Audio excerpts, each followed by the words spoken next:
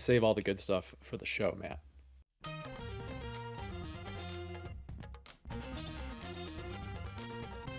Welcome into week 9 of the 2024-25 Division 3 basketball season here on the D3 Datacast. It's episode 99. Matt, subscriber number 1000 came ahead of episode 100.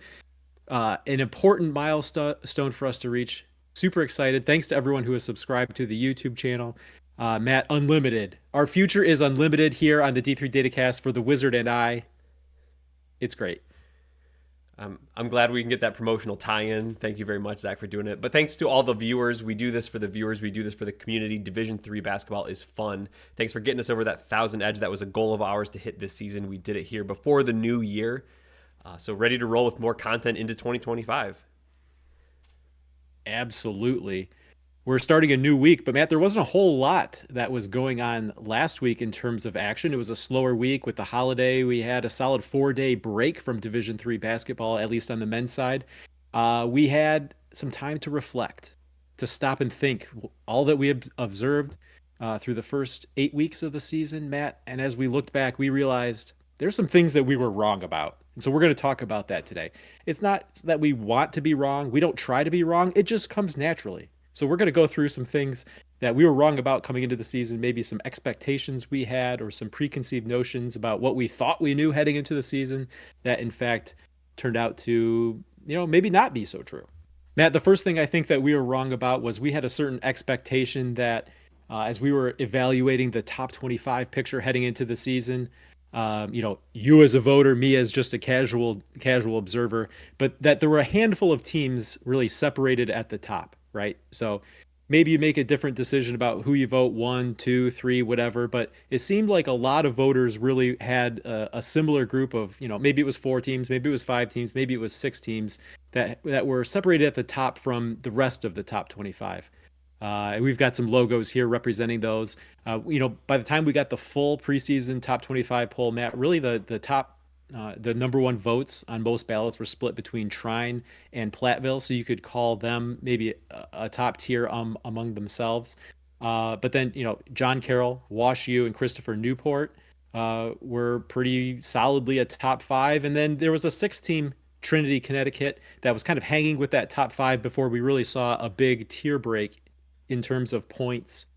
Poll points in the preseason top 25 poll. And I think that really lined up with what we thought, with what you had on your top 25 ballot. And then, of course, on d3datacast.com, every year we do that fun blog post where as individual voters make their decisions, submit their ballots, and like to reveal them, on social media or whatever, we kind of compile that to see how that publicly known portion of the poll is taking shape.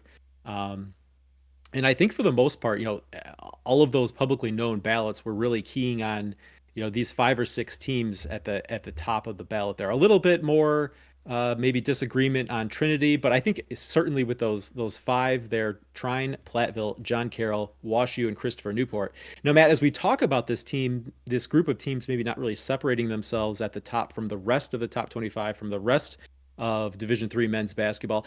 For the most part, I don't think it's really that this group has disappointed. You can point to some teams that maybe are not off to the start that they wanted or thought, that we thought we could have. But I think collectively, those early prognostications were mostly correct. It's just that there's another group of teams. Talk about Illinois Wesleyan, maybe, definitely Emory.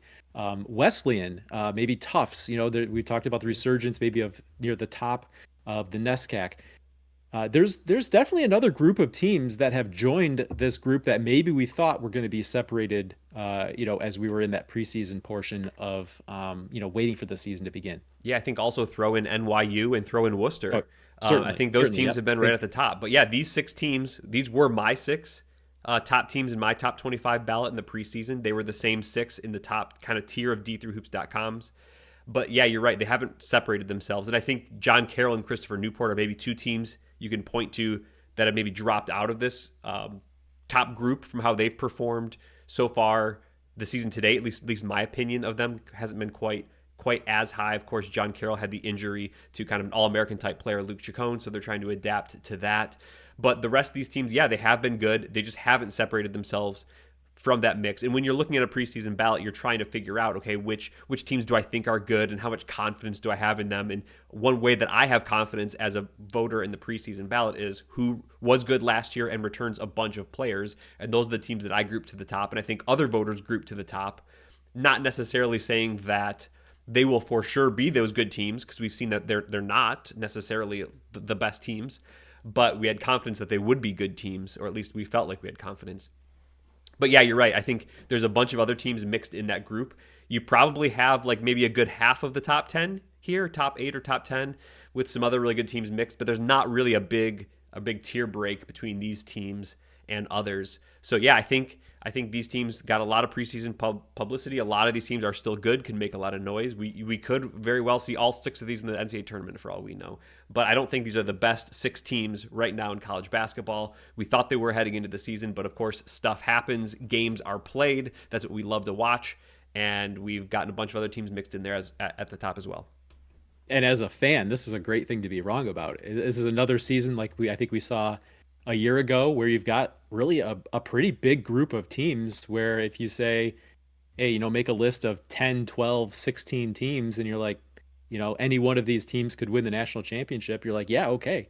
And then the fun part is seeing which team does it. I mean, trying to some extent, was maybe a little bit of a dark horse champion last year, but they were still in all year, pretty much that group of teams ranked in the top, whatever you want to say, where at any point in the season, you say, hey, this is the team that's going to win it. You're like, okay, it's not like, some years where you just have an overwhelming powerhouse at the top, or, you get, take a pick of 2 or 3 teams versus the field, and you'd be pretty confident knowing, maybe one of those 2 or 3 teams is going to win it. This is fun when you've got, a bunch of teams that you thought were going to be really good heading into the season. And yeah, they are really good, but it's, here's another handful of teams that are really good, and they're just as good as this other group that we thought would be really good coming to the season. So, hey, as a fan, this is great to be wrong about, because we have a lot more good teams, a lot more interesting games, and yeah, we had a great tournament last year, and I think we're going to be in for a pretty similar tournament for this season as well. I think you're right about that. Unfortunately, Matt, that was not the only thing we were wrong about. Let's go on to the next one here, Matt. I think a lot of people came into the season like we did, saying, hey, Case Western Reserve, they can just reload again. There's one of these programs that's really taken advantage of the free 5th year of eligibility granted by the COVID year. Case Western Reserve has been very aggressive in bringing in kind of those, for lack of a better term, one and done 5th year type players. They've had a lot of success doing it.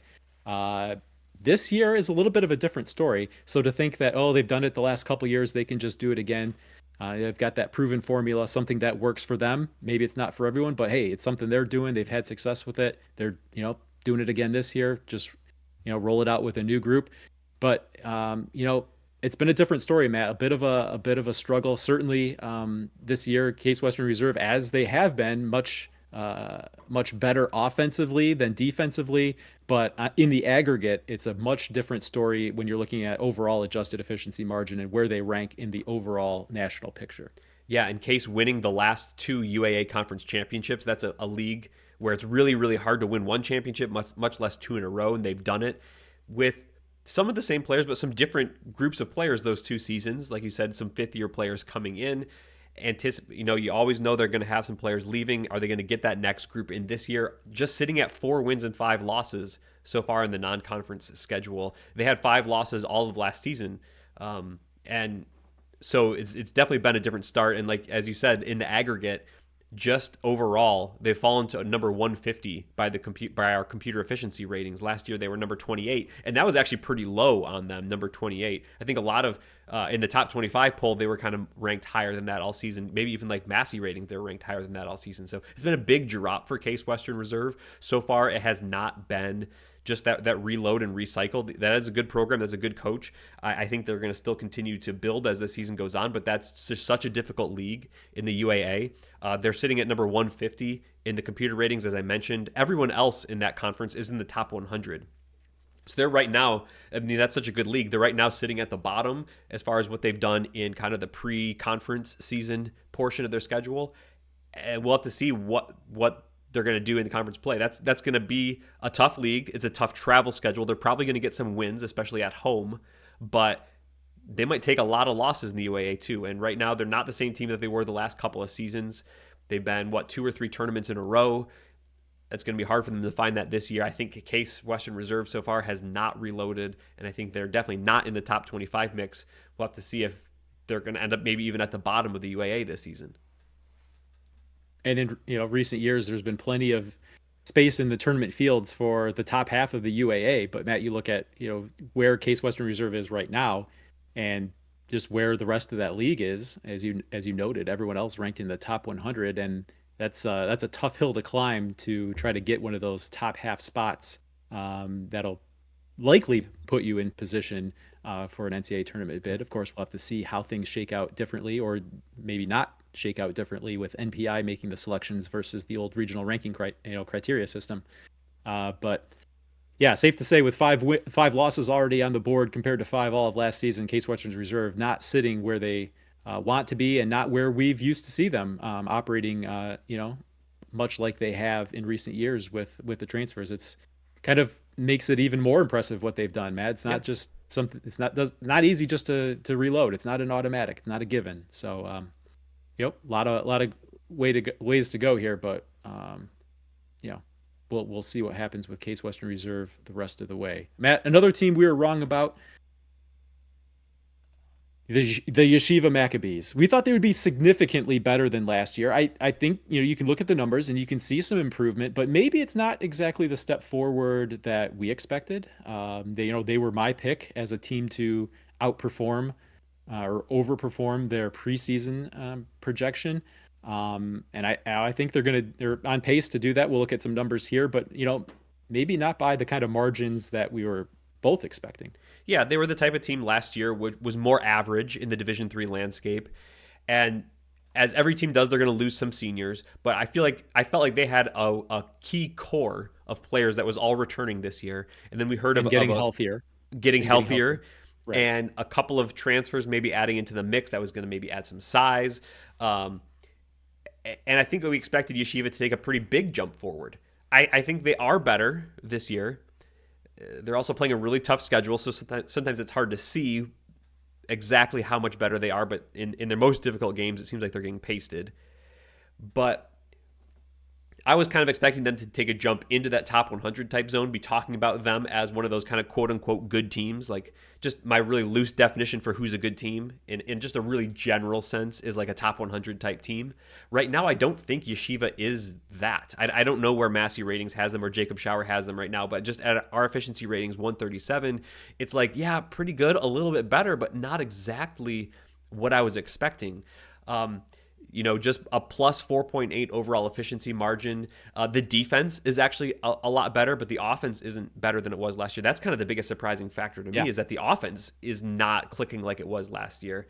I think that they're still going to make a lot of noise in the skyline. I think that's still a winnable conference. I think that they can be one of the top 1 or 2 teams there, maybe play themselves into a Pool A position in the tournament. But I think they were the type of team. I know the schedule is hard. They're going to take a lot of losses, but hey, if they won a couple of those, could they be in that?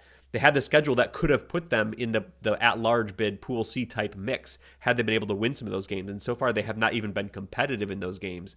And again, a lot of those were really tough. But if you're going to be a good team, you want to be more competitive in those games. And just overall, I think I've been surprised, maybe you too, Zach, that they have not taken as big of a step forward as we thought, given what the roster looked like coming into the season. Yeah, and you mentioned the margins in some of those games, 30 and 40 point losses to teams like NYU and Trinity, Connecticut. Yeah, there's no shame in losing to those kinds of teams, but to lose by those margins, the computer's going to look at that and say, no, you lost that game, but you're also showing that you're not even really close to the league of these teams. And so that's what's, really going to hold them back even more so than a system like NPI, where it's looking at strictly wins and losses. Matt, I don't know what's going on. You look at the step back on offense. If you had told me before, like, hey, Yeshiva is becoming a top 100 team defensively, I'd be like, yeah, that sounds great. They're on the right track. The offense is going to be good. And like, that's exactly the type of step that they need to take. So I don't know, maybe, they can hold that, find a little bit more of their footing offensively. And by the end of this season, they do take that step that you can look at the overall efficiency margin and say, yes, they absolutely were significantly better. But as we sit here, it's hard to see it. Yeah, and again, there is improvement. There's a few points of efficiency margin better than last year, but they're still in that kind of 100 to 200 range. And I know that's a 100-team span, but like I kind of lump all those teams together as teams that are better than average, but not really in that top group, not in that top quartile. And that's still kind of where they're sitting. So love to see them make some improvement through the Skyline slate. Like I said, I think they're going to win a bunch of games there. So we'll see how it ends up. But right now, it's kind of a lot of what we saw last year.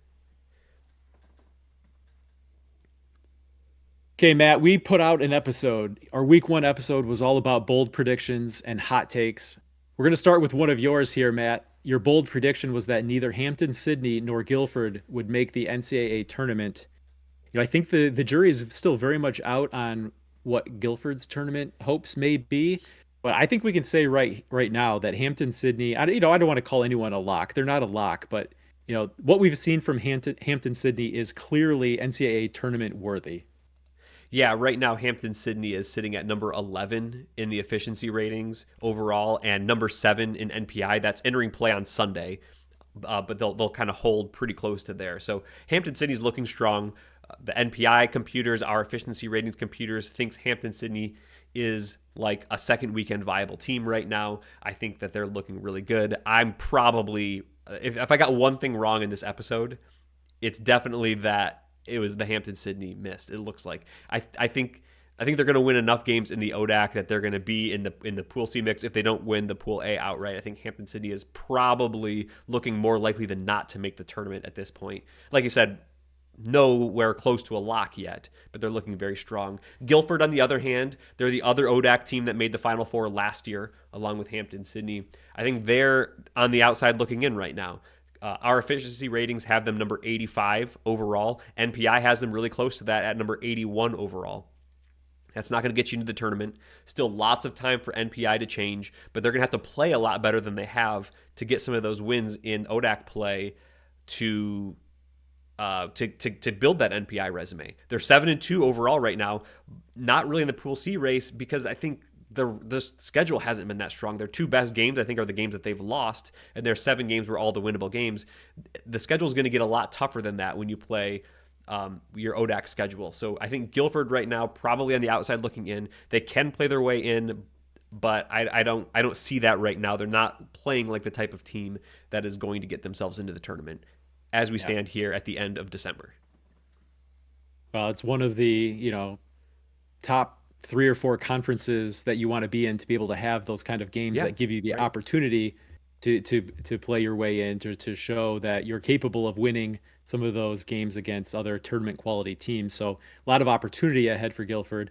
But Matt, your big mistake here was making this a nor, not an or. I think if this was an or, you'd be looking pretty good here. But you swung for the fences here with a nor, with a Hampden-Sydney team that, I think that was a big question mark coming into this season with what they lost. Some good known pieces coming back, but losing a lot. It's like, okay, what's the next man up going to look like? And instead of taking the wait and see, Matt, you like to get out and ahead of it. And of course, it looks like you went in the wrong direction on this one. Well, it was supposed to be a bold prediction episode, and I went bold, but I think it was. I think I did, if I remember correctly, just sneak Guilford into the last few spots of my preseason top 25, and I did not have Hampden-Sydney in my top 25. So I think you're right. I was more skeptical of Hampden-Sydney at the time. They were both close in my overall, but I had Guilford just in and Hampden-Sydney just out, which is kind of crazy now to think.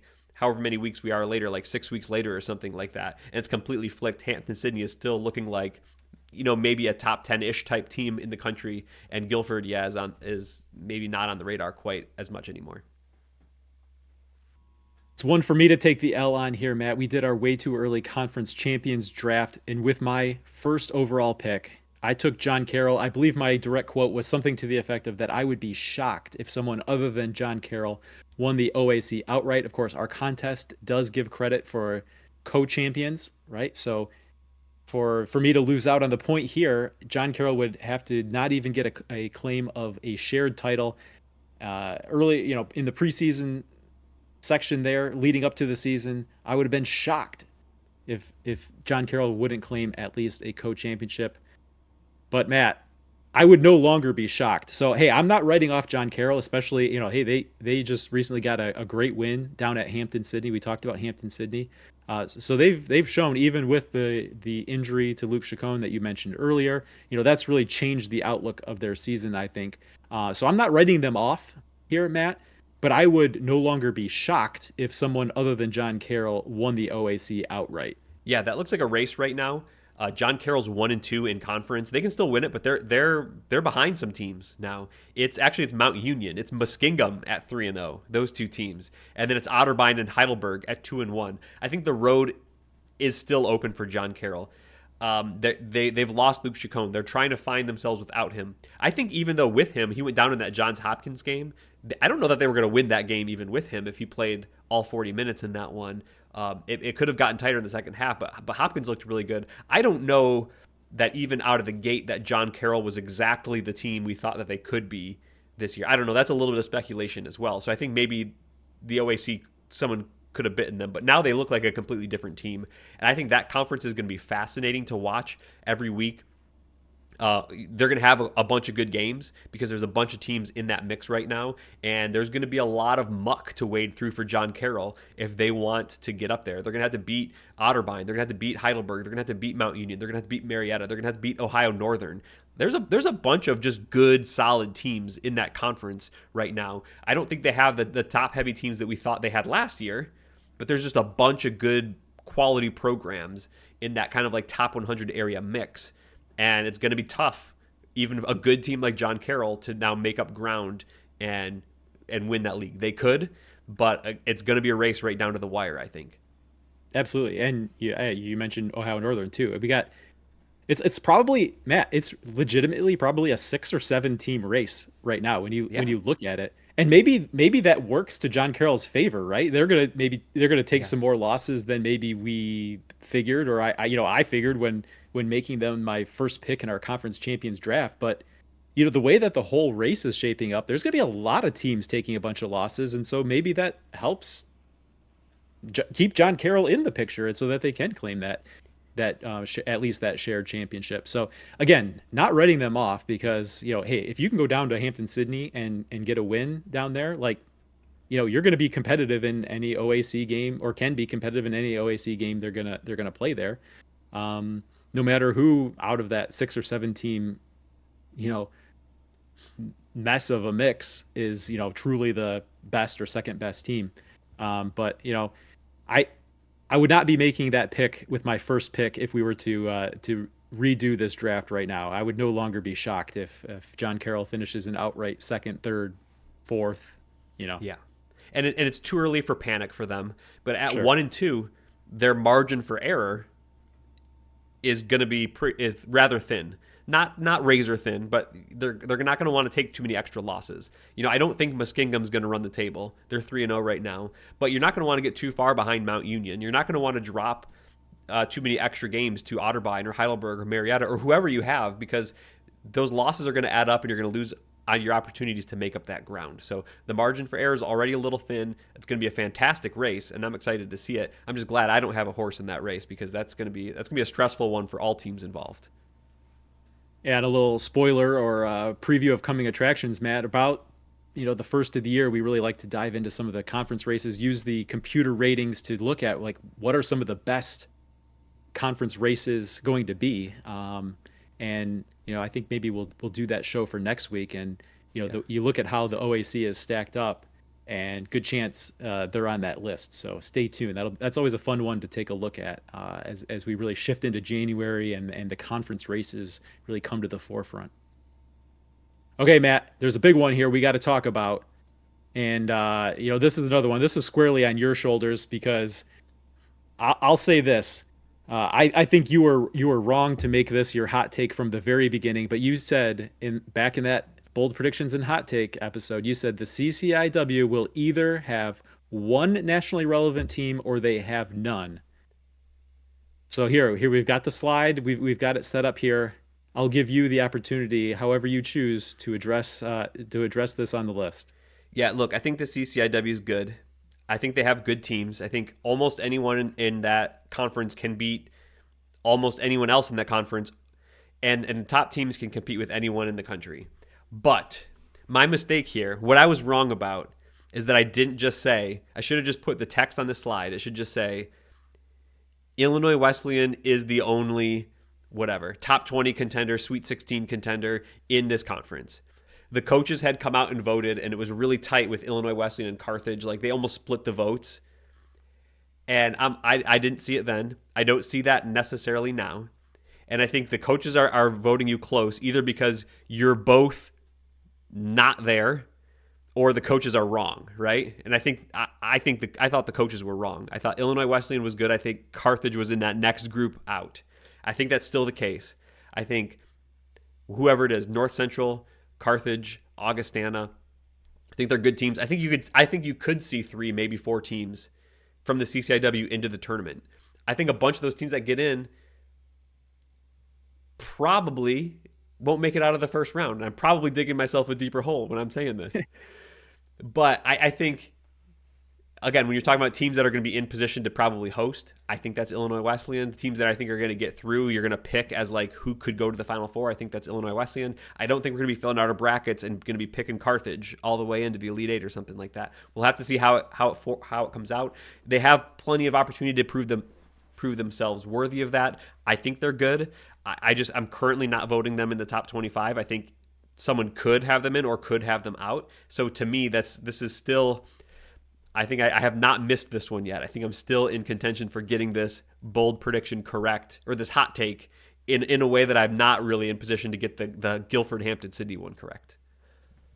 So Matt, we've talked about the landscape and how even things are. So if the point comes where you finally do or finally are forced to vote for a second CCIW team in the top 25, isn't that point you have to admit defeat?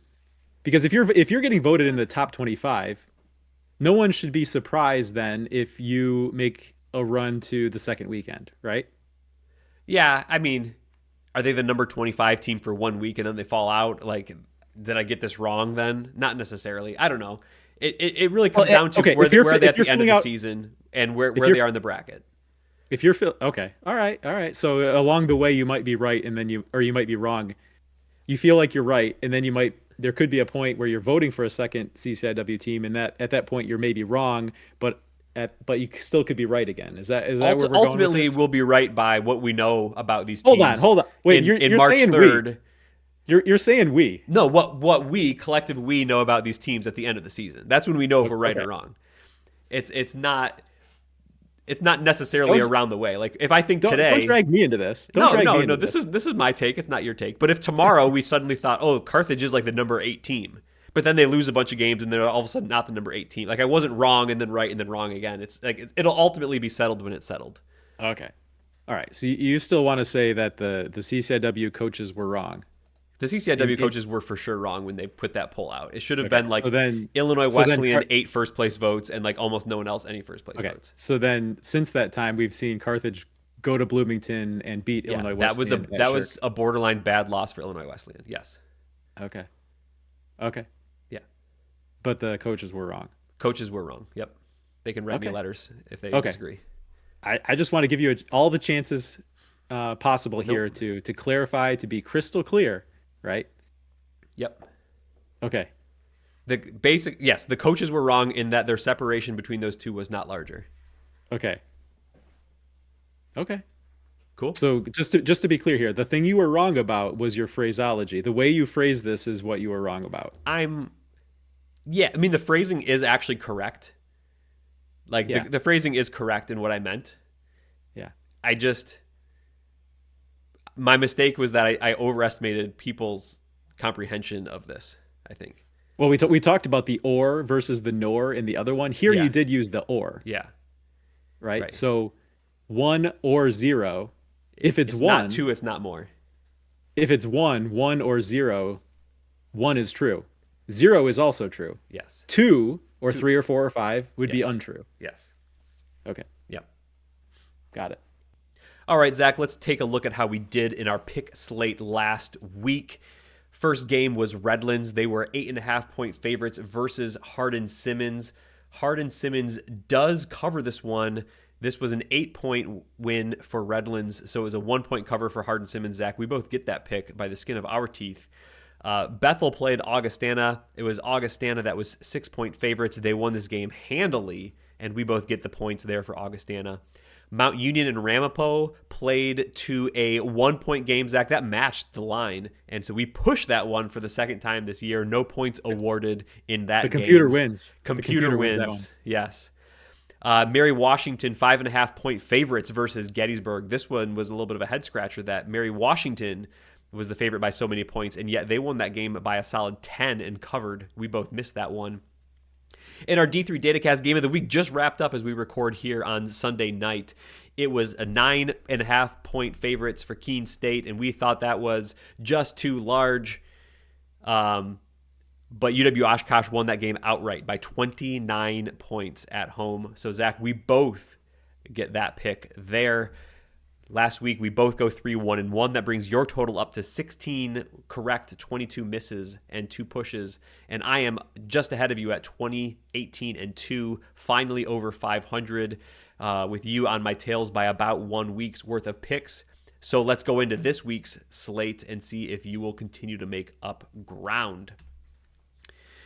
Our first pick on the board is Cairn. They are 2.5-point underdogs on the road at McDaniel. Zach, who do you like against that computer line?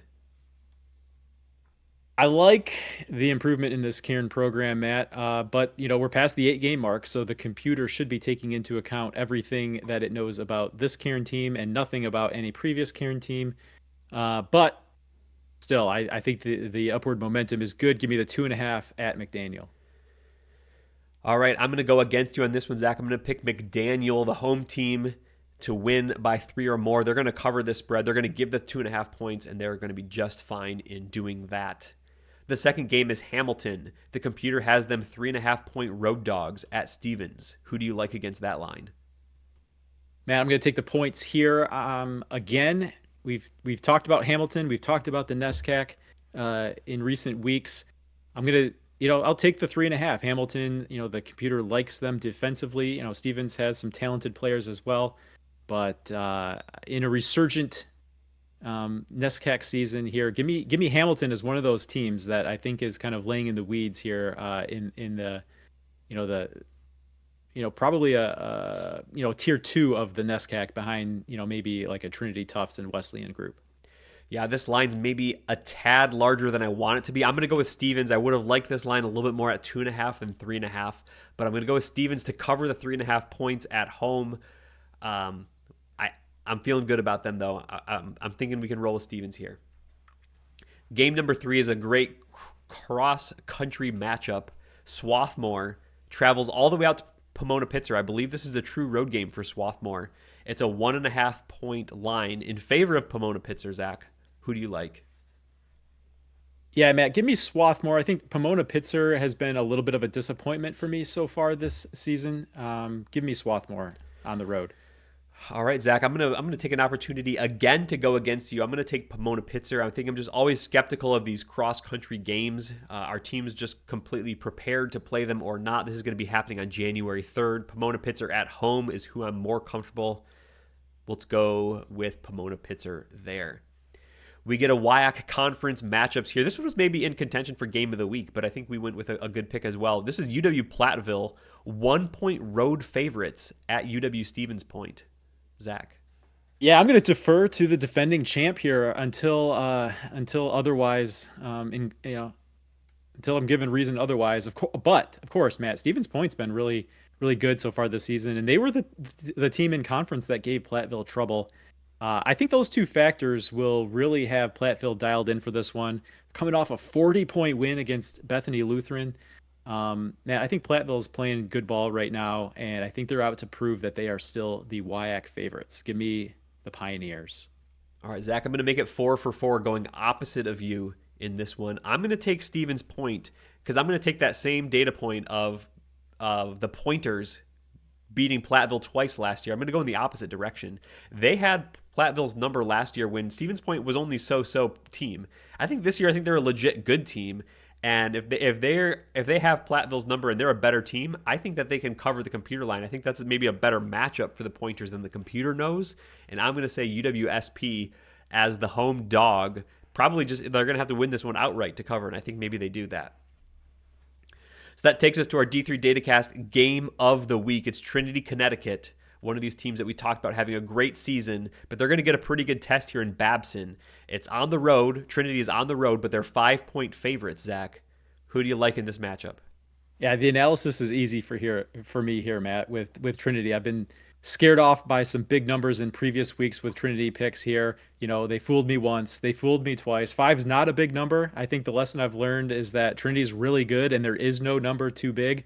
That, you know, five is certainly not it. So give me the Bantams. Yep, Zach, I'm finally going to pick with you. I'm going to pick Trinity. I think they're really good as well.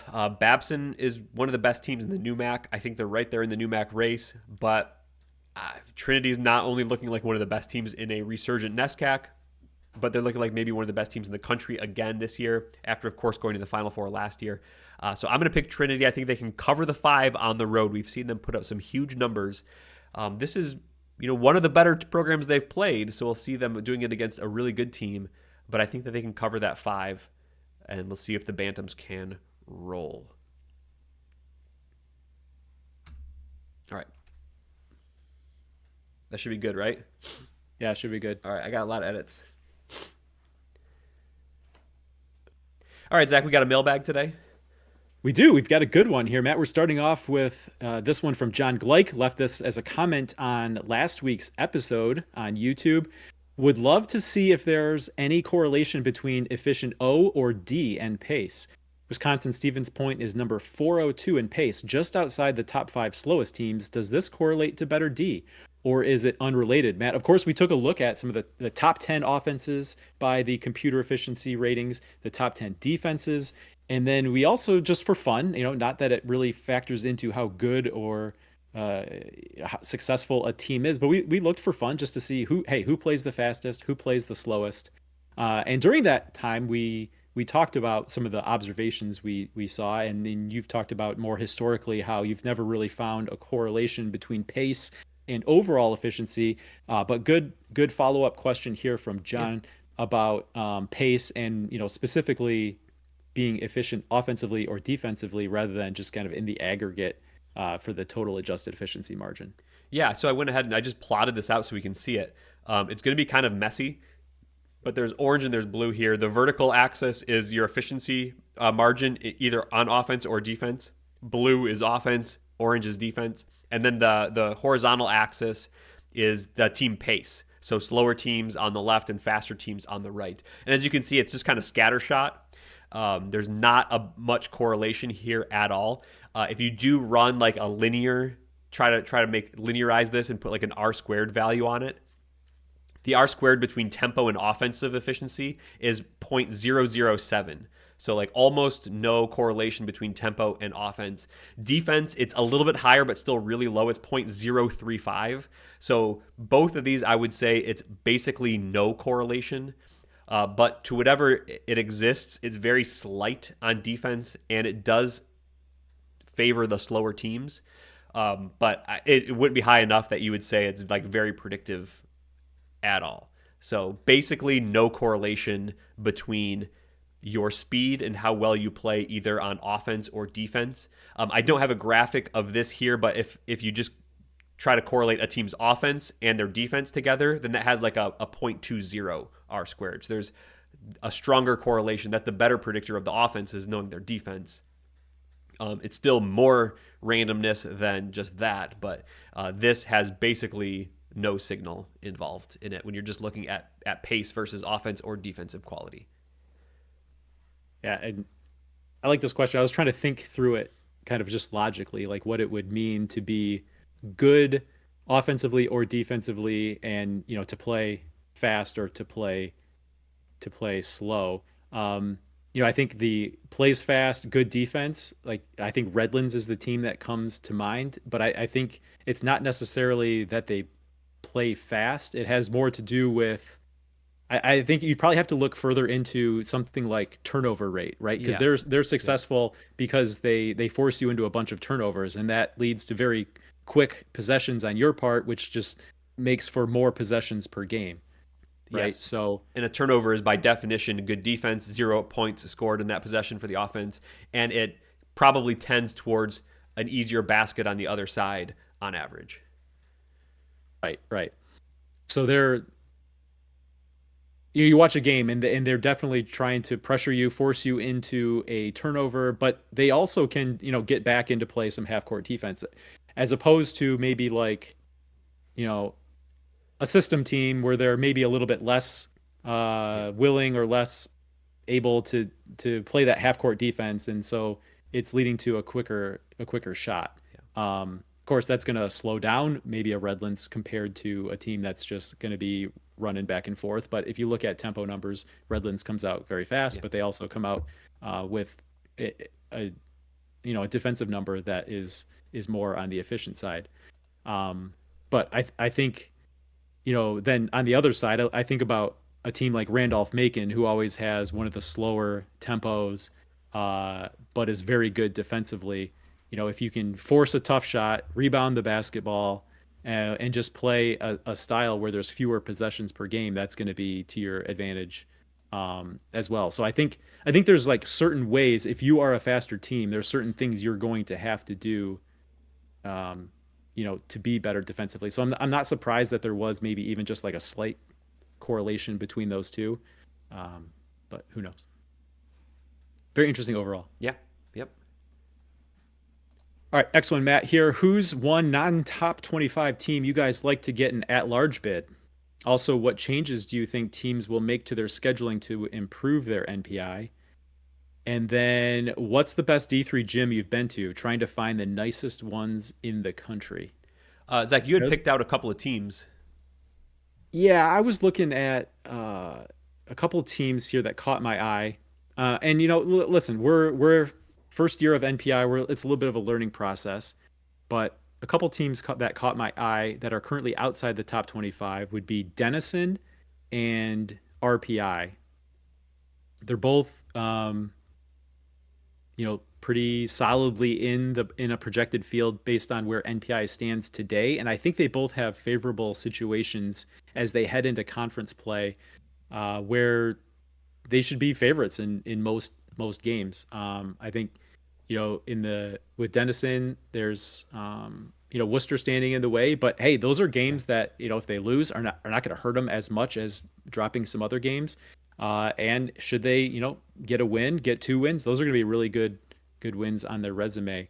And then I think the rest of the NCAC will be a lot of winnable games for them. And similarly for RPI, I think there's a lot of winnable games. Matt, under the old system, I felt like you got into a time of the year, maybe at the end of January, early February, where your numbers they weren't static, but you kind of look like, okay, my winning percentage is where historically it kind of needs to be. My strength of schedule looks like it's going to be good, and you could kind of get to that level, and it was okay to tread water, right? Dropping a game wasn't gonna, by game 23, 24, 25, 27, whatever, it wasn't gonna drop your winning percentage enough. And as long as it was to a reasonable opponent, your strength of schedule kind of stays. There was a sense that you could kind of tread water in the old system that I don't think is quite going to be the way that we observe the changes in NPI from here to the end of the season. I think very much more under this system, you're going to want to keep winning as opposed to keep doing what you have been doing, if that makes sense. Yeah. So that's why I look at those teams in particular with a lot of winnable, like where they are right now looks good. And I think they've got a lot of really winnable opportunities ahead of them, that they were two that stood out to me. Yeah, I'll also throw in Salisbury as another team. They probably get my award for team. I will not be surprised any result I see show up on any given night. Yeah. They played. I think they lost to Randolph-Macon, but they maybe played them really close. But they have beaten Johns Hopkins, Gettysburg, and Virginia Wesleyan. I think they've also lost to Bryn Athyn, if that was the team who's probably improved over last year, but like still not very good. So their results have run the gamut, but I think they have an overall pretty good record. They're like 7-2 or something like that, in that range. Only a handful of losses. They don't have a traditional conference schedule to look ahead to, but if they win a bunch of games, they're still also in that kind of that NPI range currently, as we sit here at the end of December, where you'd be like probably getting an at-large bid for Salisbury. So there may be a team not really in the top 25 mix, or at least strongly in that mix, but probably has some wins in the bank and has a schedule going forward. Like they played Christopher Newport a couple of times. They play Mary Washington in those kind of like non-conference conferencey games that even if they don't win the coast-to-coast tournament, they could potentially, depending on results, find themselves in the tournament.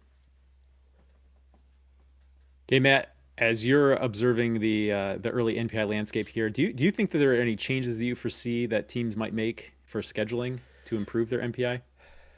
Second Yeah, part of the question here. it's still hard to know. I don't know exactly. I think what we saw in the football season in the fall is really different than the basketball season. So football season, it's just all about getting wins, and to a large degree, the quality of those wins is really just for like your seating within your win percentage range. That's not really the case for basketball. You still really want those good wins.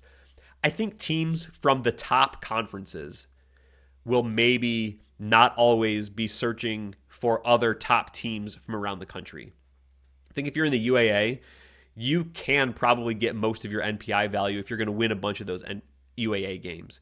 If you're going to lose a bunch of those games, then maybe you want some wins outside of conference. So you want to get your W's there, and you want to get a healthy number of wins, but maybe you're going to take some losses in the UAA. If you're a team, I'm just going to throw out Keene State in the Little East, where your competition level is going to drop a little bit in conference, you probably still want to go out and make sure you're scheduling games around the country. I know right now, or this weekend, they were in Wisconsin playing games, going out and playing like UW Oshkosh. I think they're still going to want to look for games like that. That program has been to like the Great Lakes Invitational, events like that. I think if you can't get a bunch of quality, or you can't count on your conference for a bunch of quality, I think you're still going to want to find good games out of conference. Now, should you be doing what Calvin ended up accidentally doing this year and scheduling a bunch of top 25 teams, or even what Yeshiva is doing right now and just like loading up on really top quality teams? I don't know that any team really wants to do that. But I'll still go back to what I said maybe in that unpacking the NPI episode. I think you really want to schedule to where you are. Take your best guess, and I know this is hard to do a year or two in advance, but take your best guess at where your program is, or where you want your program to be, and schedule pretty realistically for those teams. Play those types of teams within kind of like a tier of where you are. Maybe if you want to cheat back a little bit, but you don't want to be playing too many weak teams. You don't want to just be loading up on games that you can win by 20. That's not going to get you an NPI that you want to get, especially if you take a loss or two in the mix. I think really find out where you are, really find out what you want to do. If you're a team that can be like a top 8 seed, protected seed type host, like you gotta find games to schedule. And if that's not in your conference, you got to go out and get those. If even if it is in your conference, you really got to protect yourselves from losing a game or two, and you really got to maybe go get some additional ones. If you're a team that's just like a Pool C get in, then you want to be playing and beating those other kind of like Pool C just get in types of teams, and maybe don't worry about teams in the top 5 or the top 10 of the country. You're more in like that number 25 to 50 range. Like those are the teams you really want to be playing and beating. So really have an understanding of where you are and schedule that way. I don't think you want to schedule too optimistically, but you don't want to be scheduling just for wins either. Yeah, and I think to some extent, or to a large degree, that's the same as it was previously, right? Like you mentioned Yeah. the UAA, like you get enough games there, and we saw it in the past with just trash non-conference strength of schedule numbers. I think, right? Like I think in years past, like some of those Case Western Reserve teams the last couple of years, they had, non-conference strength of schedule numbers in like the mid fours. Yeah. But Yeah. when you play a UAA conference schedule, your non-conference schedule can look like, you know, Yeah. a skyline slate. But when you play in the skyline to compete with that, then your non-conference schedule's got to look like a UAA schedule, right? So to some extent, I think that still will be the case. So maybe some of those teams that know they can get great games in conference will be disincentivized. But I think you could always get away with that before. Now, Matt, a couple of cases here that I think are just worth pointing out. So Whitworth right now is 9-0, but entering play on Sunday, December 29th, they were just 36th in NPI. So take that NPI tournament field, they would have been seated behind 7-3 Anderson. And, a couple of their, lowest wins actually would have been worse than Anderson's loss against Trine earlier this season. Trine has a high enough NPI that playing that game and losing it for Anderson, actually in terms of NPI, is better than a couple of Whitworth's wins. Now we'll see later on this season once we teams start reaching that minimum wins dial and we can start seeing some games fall off of resumes because they would be dragging their NPI down. The dynamic changes a little bit, but Whitworth has a really good win. They've got a win over Cal that shows that yes, they're 9-0 and they're capable of winning against some good teams. But being slotted where they are shows that strength of schedule still does matter. And this is an important distinction, I think, with what you talked about with football for any Division III football fans. Those dial settings are much different in football where it really incentivized winning. I think Division III basketball, you see it right there with what I mentioned with Anderson being 7-3, one spot ahead of 9-0 Whitworth. Winning matters, but so does strength of schedule. We see that. Going the other way, Matt, entering play Sunday, Johns Hopkins 4-4, but they're playing I think the number 2 by NPI strength of schedule, and that 4-4 is good enough to have them in that next 10 out of the if you just kind of projected a Pool C cut line. So that's a program that, hey, maybe if they had take those 2 of those tough games that they lost and played, someone ranked, 150th and gotten a couple more wins, suddenly they're probably more in that Pool C conversation. But I think most of these are optimization projects on the fringes, right? It comes down to winning, right? Johns Hopkins wouldn't have a problem with their current schedule if they weren't 4-4, right? So you could say, yeah, if they scheduled easier, they would be in better shape. Well, ultimately, I don't think when we look at a Pool C cut line at the end of the season, we look at the last few groups of teams in and the last few out, I don't think it's going to come down to schedule. You're going to be able to point to some games and some results to say, the teams that were out, they wish they could have this game back. And if that result was different, they'd be on the other side of the line. So yeah, I think to some extent you can maybe optimize the schedule a little bit, but really it's going to come down to playing a good schedule and winning enough games. And then, maybe there's just a little bit of plus or minus you can do to optimize from there. Yeah, and it's hard enough to know how good your team's going to be a year or two down the road when you're scheduling these games or these home and home agreements, much less how good is the other team going to be 2 years down the road, and is that other team available to even play us? So there's only so much you're going to do. You're going to still be playing on team and program strength and reputation. Like when you schedule this YAC school or this CCIW school or this HCAC school, are they the type of school that's typically going to give you the type of game that you want? That's all you're really going to have to go on when you're talking about year in and year out. If a program is suddenly on the rise or suddenly a lot worse than you thought they're going to be when you schedule them, there's not going to be a whole lot you can do about that. Now, I'll say this also as a fan, Matt. One scheduling change that I may be hopeful for is to see those games where Region 10, sometimes we'll see Texas schools playing California schools. And I think those games are good, and they were really important when we had, the Region 10 rankings and you get those head-to-head. But with NPI, that changes. Certainly playing head-to-head, if you beat, if Claremont Mudscripts beats Mary Hardin-Baylor, that's going to give them an advantage because for that game, they're going to have an NPI game score advantage over Mary Hardin-Baylor. But it's not to the point where they're competing for ranking spots in the same region and head-to-head is one of those distinct criterias, right? So it's a little bit more baked into the overall NPI. So as a fan, I would love to see, instead of getting a lot of those California versus Texas, we see a lot more of those Region 10 teams traveling to play other regions, right? So I think there's some programs that really try to do this and do a good job of it. And again, this is me speaking as a fan. just because it'd be great to see more Region 10 results mixed in with the rest of the Yeah. country. Um, but like, I think of some of the trips that like Cal Lutheran has taken that have been great. They've gotten them some really good games against other teams outside of Region 10. Redlands is another one. They're in Las Vegas for the D3Hoops.com Classic this year. They were at the Great Lakes Regional, Great Lakes Invitational last year. So just as a fan, I would really like to see um, some of those games that were maybe like California versus Texas replaced by other games. But I know for financial and maybe logistical reasons, those games still make sense.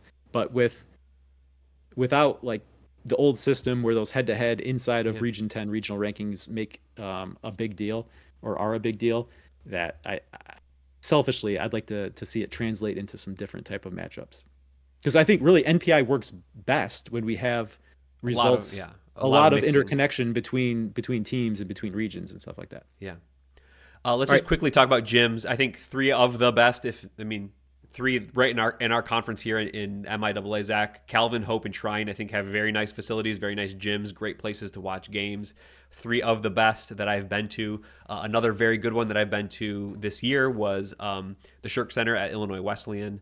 I've been to Carthage. Their arena is fairly new, and that was a pretty good game to watch. Well, it's been maybe 10 years since I've been there. But anyway, it was nice when I was there. Any other ones that I failed to mention there? No, that was nice. I mean any of them that feel like something other than walking in just to a regular gymnasium. Yeah. I like not to denigrate any of those great facilities that are more just like gyms, but I think anytime you're getting something that has a little bit more of an arena feel or a little bit more of like a big time environment feel is kind of cool to walk into. But there's some great older places out there too. And again, I was talking about ones I had been to, so they're mostly regional to me. There's other ones great that I have not been able to experience, but those are the ones that I have personally been to.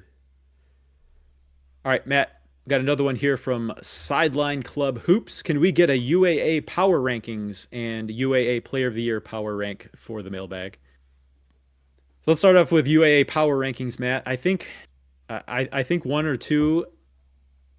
I mean, I think you could talk about a top three of Emory, NYU, and Wash U. Yeah, And I would probably put them in that order. Um, but I would boy, I think that NYU Emory race in particular is going to be really, really good. I would slot Wash U third, and then you get to another trio of teams that I think you could really argue in any order between Chicago, Brandeis, and Carnegie Mellon. And to be honest, I'm not really sure how to separate them at all. I might lean a little bit on based on results so far towards Carnegie Mellon, but I would do that with zero conviction. And then I think seventh, based on what we've seen right now, seventh I think is Rochester, and then Case Western Reserve is probably a clear eight for me. Those are my UA power rankings off the top of my head. yeah, I pretty much agree with that. I think I would to almost reiterate what you said. I think I would go Emory, then NYU, then Wash U as a clear top. Then I would also go Carnegie Mellon, and then Chicago and Brandeis. Those are really close. I think I would go in that order. I will love to see once the conference play starts going because these are going to be great games.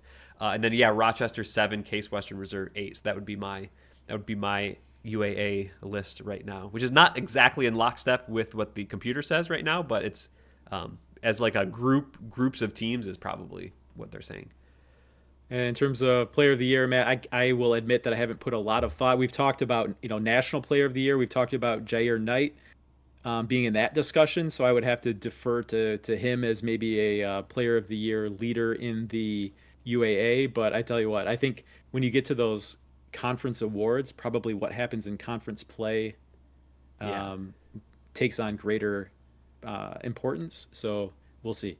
Yeah, I'll take a pass on that one. Once we get into conference play and we see these guys playing each other, it's still so many teams and so many games that in December I'm still trying to figure out like who are all these names around the country that keep popping up, keep popping up, keep popping up, right? So again, Jair Knight, because we saw him up close in person for 2 games here in Grand Rapids. He's the one that I think of, but that doesn't mean he's the only one in the UAA pecking order.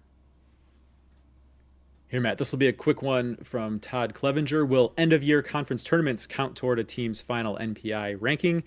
And that is, of course, yes. Yes. Yes. So we'll have the 25, up to 25 regular season games. And then as teams play additional games for conference tournaments, those will get added into the NPI data set. So And then additional opportunities for wins compared to the UAA. That is the only conference yeah. that doesn't have a tournament, but also the chance for additional losses as well. And men's basketball was the one sport committee that picked different weightings for like home away games in conference play versus non-conference play. And we do believe that conference tournaments get the conference play weightings. So that will be the 1.1 weighting for like a road win and a 0.9 weighting for a home win. Neutral courts being 1.0. So yes, it will be weighted, I believe, as if it was conference play. And then one more here, Matt, to wrap up this week's mailbag from D3 Hoops Fan Zero. How many OAC teams do you think make the NCAA tournament? We talked about it being possibly a 6-7 team race. Ultimately, you have any guess as to how many teams they get in? Really tough to say right now. We're still learning the NPI. I think 2, maybe 3. There's probably a world where they get only 1, but I would say maybe most likely for the OAC is probably 2. Right. And next here, Matt, does Heidelberg's result at Kent State change your opinions on Heidelberg at this point? Of course, here we're recording Sunday night. Earlier in the day, Heidelberg nearly knocked off Division I Kent State. Does that change how you think of Heidelberg at all? Yeah, we almost had a similar question a week or two ago about non-Division III games, and yeah, Right. I like to take it into account, but I like to also account for all of the Division III results in there as well. I think I already thought pretty highly of Heidelberg. We saw Heidelberg beat our team Calvin already this year. Our computer efficiency ratings has them like number 38 overall or somewhere in the top 40. So I think from that sense, not really. I think they're the type of team that could give a team like Kent State trouble, and they did. But I think that's because I was already fairly high on Heidelberg. They're a team in that OAC race we just talked about. They could find themselves in the tournament. They could find themselves winning the OAC. So I think that they are, I do look favorably upon that type of a game. It's not going to immediately vault them into my top 25, but I think that they're in that maybe group of teams to definitely keep an eye on. And then which matchups in the new year are you looking forward to the most? I'm going to maybe punt this one a little bit, not pick a specific matchup, but I love non-conference play so much, and we're almost done with it. But now I like to see where all these teams are and kind of put them in their own conference order. So like once we start getting these games, again, we talked a whole bunch about the UAA race or the OAC race, getting those games week in and week out and just say like, what are these games that are going to determine the conference standings, determine tournament seedings and Pool A berths. I'm looking forward to those types of games. So seeing a team, like we've already seen it once, but like Mount Union and John Carroll matching up, like those are interesting games. See Heidelberg and Ohio Northern matching up. Those are going to be interesting games right there in the OAC. Always like the Friday Sunday UAA schedule are always great. I want to see Emory play NYU. What is NYU going to look like in that conference? See how is those trips to Wash U going to influence the conference race? I think maybe if I was just going to narrow it down, UAA play on Sundays are always just fun to watch, and that's always some of the most interesting action to me anyway. Throw the WIAC in there too, Matt. We talked about teams that aren't actually as separated ahead of the pack. We talked about that nationally, but I think in the WIAC, right? Like Platteville won the conference very comfortably last year, and I think there's a really good chase pack here with Stevens Point and La Crosse. And you look at Oshkosh has been good. What Oshkosh did to Keene State. We already talked about it. That's going to be 4 teams right there. That I think 4 tournament quality teams. Going to be interesting to see those games play out and how they play out among each other and how the conference race plays out. But again, next week we're going to talk conference races. It's going to be fun. That wraps up the mailbag for this week. If you have something for us to address at the end of next week's show, you can leave it as a message or a comment on this YouTube episode. You can find us on your favorite social media platform. Find us there at D3 Datacast. Let us know you have a mailbag item, and we'd love to talk about it. Thanks so much to those who join us. If you're interested in joining us in this endeavor, patreon.com/D3Datacast. You can sign up for the Good Job Team or Great Job Team tiers. Thank you so much to those who've done it already. Zach, another week, another time to say, Good job, Good team. job, team.